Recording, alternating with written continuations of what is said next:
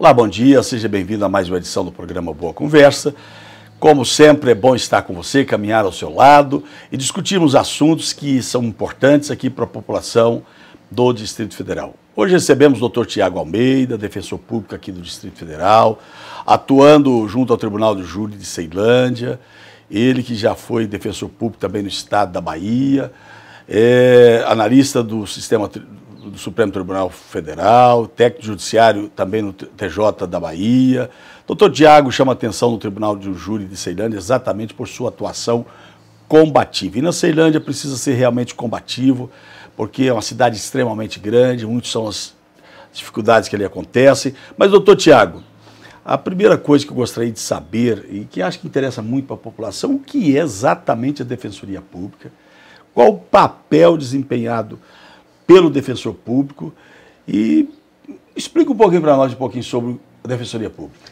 Bom dia, agradeço imensamente aqui o convite, né? Me sinto honrado por estar aqui e tendo esse diálogo aqui com a população do Distrito Federal. E a Defensoria Pública é um órgão previsto no artigo 134 da Constituição Federal de 1988, que tem por finalidade prestar assistência jurídica à população vulnerável, assistência jurídica integral e gratuita à população vulnerável. Cabe alertar que essa vulnerabilidade ela não só visa ou tem por parâmetro o aspecto econômico. Existem inúmeros outros tipos de vulnerabilidade, né, que comporta a atuação da Defensoria, como, por exemplo, a vulnerabilidade jurídica que observamos no processo penal. Então, por mais que a pessoa tenha um patrimônio, se ela não constituir advogado, o papel da Defensoria atuar naquilo ali, por mais que, após a atuação, essa pessoa possa ser condenada a pagar honorários à própria Defensoria Pública. Então, a Defensoria Pública presta assistência jurídica. Observem que não é uma assistência apenas judiciária, é jurídica. Ela presta todas as informações jurídicas de contratos e outros temas ligados à questão jurídica, que é integral e gratuita. O defensor público passa a ser, então, ter um papel, então, preponderante, porque se a população não tem como pagar um advogado, especialmente na área que você atua, que é a criminal, que normalmente os honorários são altíssimos, até pela complexidade que cada caso se requer, sem a Defensoria Pública, o cidadão estaria completamente desguarnecido de qualquer cobertura no acompanhamento jurídico, né? Pois é, Bispo. A Constituição Federal e os tratados internacionais que o Brasil é signatário prevêem que ninguém pode ser processado criminalmente sem a presença de um advogado. E a Defensoria Pública tem essa função, né, de atuar para essas pessoas que não têm condições de pagar os advogados. Isso não quer dizer que nos locais em que não haja a defensoria instituída, que essas pessoas irão serem processadas sem advogado. Nesses lugares, infelizmente, porque a Defensoria Pública não está ainda interiorizada por todo o Brasil, atuarão os advogados dativos, mas de suma importância que as políticas públicas deem estrutura para que a Defensoria possa atuar em todos os interiores, em todas as comarcas do país. Nosso papel como Defensoria é prestar um serviço de excelência, né, para todos os cidadãos, principalmente na seara criminal, onde está em jogo o segundo maior direito do ser humano, que é a liberdade, vindo atrás apenas do direito à vida. Você hoje está na Ceilândia, doutor Tiago, e Ceilândia é uma cidade, uma das maiores do Brasil, e atua exatamente na questão, na área criminal. Como anda essa questão? Porque dali dá para fazer um parâmetro, como anda a questão da violência, especialmente na Ceilândia. Há muitos casos que chegam a vocês na Defensoria Pública? Sim, existem muitos casos criminais, não só do Tribunal do Júri, mas também do crime comum, que nós chamamos de crime comum, que não do rito especial do Tribunal do Júri, né? Só que eu faço um alerta, eu que não sou originário daqui, do Distrito Federal, a Ceilândia ela é tida como uma cidade muito violenta, né?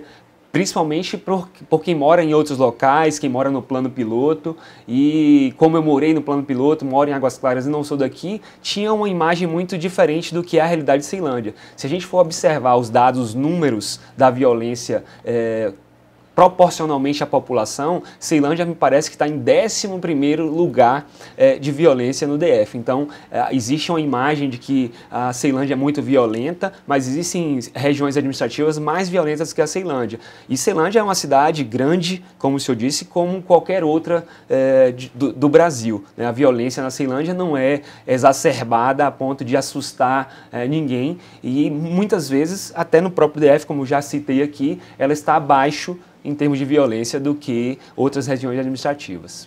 É até interessante o que o Dr. Tiago apresentou. Eu nunca morei na Ceilândia, nunca tive essa honra, mas sempre trabalhei na Ceilândia. É uma população muito querida, acolhedora, é uma cidade das melhores que tem no Distrito Federal. Aos 12 anos de idade, eu entregava pão e leite aqui na Ceilândia, Dr. Tiago. Nós mantemos um escritório ainda hoje na Ceilândia. Essa população, a população que nos acolheu bem. E quem tem uma imagem diferente de Ceilândia precisa conhecer esse povo, boa gente. É o Brasil dentro de Ceilândia. E na Ceilândia tem gente de todo lugar, baianos, mineiros, nordestinos de todos os lugares. Enfim, Ceilândia é a capital dentro da capital aqui do Distrito Federal. Mas não é isso, doutor? É isso, eu gosto bastante da Ceilândia, não conheço, né, todos os seus cantos, mas procuro ali interagir, conhecer alguns restaurantes que tem na Ceilândia, jogo futevôlei, que eu sou praticante do esporte na Ceilândia, tenho muitos amigos na Ceilândia e pretendo frequentar cada dia mais. É uma cidade muito acolhedora, com muitas pessoas bacanas, né, tenho inúmeros amigos, advogados, colegas de outras situações e eu só tenho a falar bem da Ceilândia. Oh, que legal, doutor Tiago. Mas nós temos aí hoje no Brasil, de uma maneira geral, uma situação que traz muita dor ao coração, que logicamente todo ser humano precisa ser tratado de uma única forma. E aqui eu relembro do pastor Martin Luther King, pastor batista norte-americano muito conhecido, né? Que diz que o ser humano, o sonho dele é que todo ser humano não seja conhecido pela cor da sua pele. Eu acho que o que mais dói é exatamente isso, que infelizmente nós ainda vivemos uma situação como essa no Brasil, no mundo inteiro. Vimos explodir aí nos Estados Unidos recentemente a situação de uma pessoa que foi morta por um policial branco. Como o senhor avalia essa questão da discriminação racial aqui no âmbito do Distrito Federal como um todo, não apenas no âmbito do Tribunal do Júri, mas do Distrito Federal como um todo, é claro, e que chega, enfim, ao Tribunal do Júri aqui do DF? Pois é, bispo, a questão do racismo é uma pauta que precisa ser enfrentada no Brasil, né, de forma séria, para que nós tenhamos uma verdadeira democracia, ou seja, um governo do povo, e esse povo inclui a população negra, que muitas vezes é maior, né, em muitas cidades do que a população chamada branca, né? A questão da raça é algo criado pelo homem, né? A questão do racismo, da diferença de raça, e que precisa ser combatido. Esse tema está agora em voga em razão da morte do George Floyd nos Estados Unidos, e aqui no Brasil acontecem mortes diariamente de pessoas negras, como por exemplo a morte de João Pedro recentemente no Rio de Janeiro. Mas essa temática ela tem que ser enfrentada pelas instituições e pela política brasileira. O autor, professor, excelente acadêmico Silvio Almeida tem um livro chamado Racismo Estrutural que deve ser popularizado, né? Todos nós devemos entender as raízes e o racismo de uma forma completa, né? Porque a população e as pessoas têm aquela visão de que o racismo é aquele racismo individual, a injúria racial, a discriminação, mas o racismo vai muito além disso, né? E aí que entram os tipos que o professor Silvio Almeida nos traz, os tipos de racismo que compõem o racismo estrutural, o racismo individual, o racismo institucional, né? E que compõem o racismo estrutural, em razão das ideologias, da política. Então, assim, nós precisamos enfrentar, porque o racismo individual é uma pequena parcela, mas é oriunda do racismo institucional, né? É um racismo que compõe, como eu disse aqui, o racismo estrutural. As instituições precisam combater, e uma forma de combate excelente são as ações afirmativas, que o Brasil já vem instituindo há um bom tempo e que é motivo ainda de muitas críticas. Mas o racismo individual, que é aquele tipo de racismo que a população se comove, né? Ele é oriundo de um racismo estrutural que está de forma mais oculta, é um racismo mais sofisticado nas instituições, né? É só observarmos quem domina a política nacional e para quem faz essa política e como é que faz essa política, que nós observamos uma forma de racismo muito forte e que é consequência, né, que leva a consequências desses racismos individuais. Mas o senhor falou da questão da injúria racial, mas qual a diferença exata da injúria racial e do racismo propriamente dito? Olha, o racismo, segundo o professor Silvio Almeida, e essa aqui é a minha interpretação do livro, o racismo é algo muito mais amplo. A injúria racial é quando você ofende a honra individual, subjetiva da pessoa, trazendo nessas suas ofensas a questão da sua raça, da cor da sua pele, né? E o racismo é algo muito mais amplo, que envolve preconceitos e discriminações, que são coisas diferentes. Preconceitos são juízos, né, feitos em razão da raça, né, e a discriminação são atitudes, né, atitudes discriminatórias. Então, assim, é algo muito mais amplo o racismo, né, do que a injúria racial.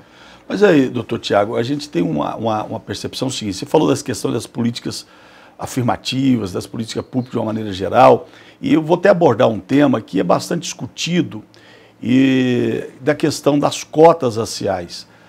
O senhor não acha que essa questão de cotas raciais já é uma discriminação?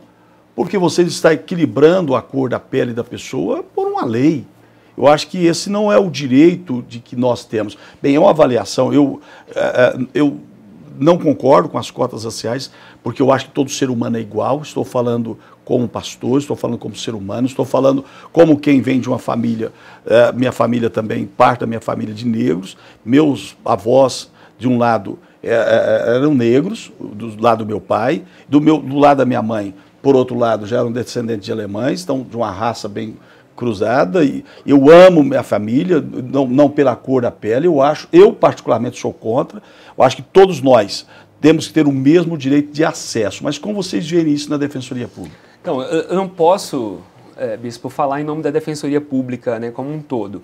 Eu vou falar em relação às minhas percepções, né, em razão das cotas. As cotas raciais elas já vêm sendo instituídas nos Estados Unidos há muitos anos. Esse debate lá já aconteceu há algum tempo. Claro que ainda existe essas concepções aqui no Brasil, mas as cotas raciais, ela não vejo como uma discriminação, né, em relação ao branco, vamos dizer assim. Até existe essa ideologia de discriminação do negro, do preto, né, em relação ao branco, seria uma discriminação reversa. E o professor, que é o livro que eu tenho como parâmetro, que é um excelente livro do Silvio de Almeida, fala que não existe o racismo reverso em razão do branco não sofrer, né, aquilo que o negro sofre em razão da própria pele, né? Esse é um ponto que eu concordo absolutamente com ele. Em relação às cotas raciais, fala-se muito em dívida histórica, né, para fundamentar essa questão das cotas, mas eu não vejo, não vejo desta forma. Doutor Tiago, mas só um pouquinho. Voltamos já no próximo bloco.